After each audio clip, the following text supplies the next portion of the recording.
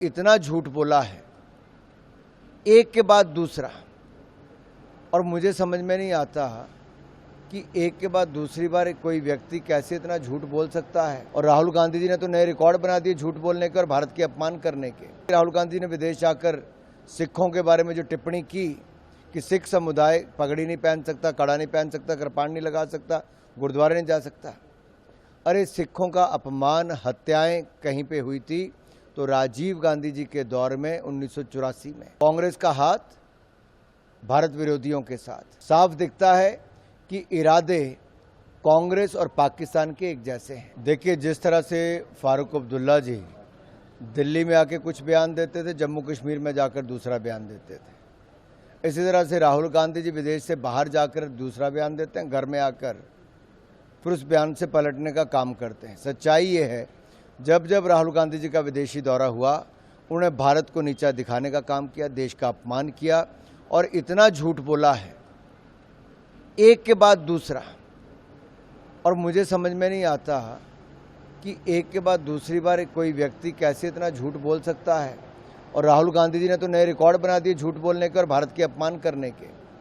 क्या ये सच नहीं कि राहुल गांधी ने विदेश जाकर सिखों के बारे में जो टिप्पणी की कि सिख समुदाय पगड़ी नहीं पहन सकता, कड़ा नहीं पहन सकता, कृपाण नहीं लगा सकता, गुरुद्वारे नहीं जा सकता।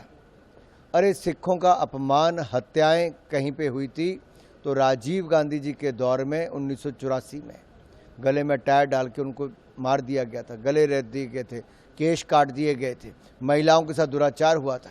न्याय दिलाने का काम उसमें भी मोदी सरकार के आने के बाद एसआईटी गठन करके हुआ। दूसरा, भारत विरोधियों से बार बार जाकर कांग्रेस का हाथ भारत विरोधियों के साथ। जिन जिन से इनकी मुलाकात हुई, चाहे चीन में जाकर हुई, भारत के अंदर चीन के अधिकारियों से हुई, या अमेरिका में जाकर अमेरिका के उस सांसद से जो भारत के खिलाफ लगातार एजेंडा खोल के रखती हैं और पाकिस्तान प्रेम उनमें दिखता है। तो राहुल गांधी जी हम नहीं कहते, अब तो पाकिस्तान के रक्षा मंत्री भी कह उठे हैं। साफ दिखता है कि इरादे कांग्रेस और पाकिस्तान के एक जैसे हैं, एक जैसी सोच है, लक्ष्य एक जैसा है।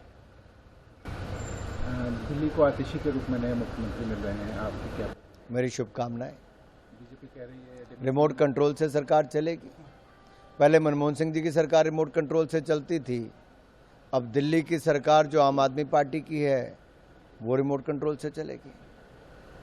हिमाचल में जो प्रवासी आ रहे हैं बाहर से, उनको लेकर के प्रदेशवासियों में काफ़ी रोष है, जगह जगह प्रदर्शन हो रहे हैं। लोगों का मानना है कि उनकी प्रॉपर वेरिफिकेशन नहीं हो रही है और बिजनेस इफेक्ट हो रहा है। देखिए, एक नहीं अनेक ऐसे मामले आए हैं और वहाँ पे सबूत भी सामने आए। एक एक आधार कार्ड के ऊपर 15 लोगों की दुकानें चल रही हैं, अलग अलग काम हो रहे। अगर इस तरह के बातें अगर मीडिया, सोशल मीडिया में चल रही हैं तो सरकार क्या कर रही है?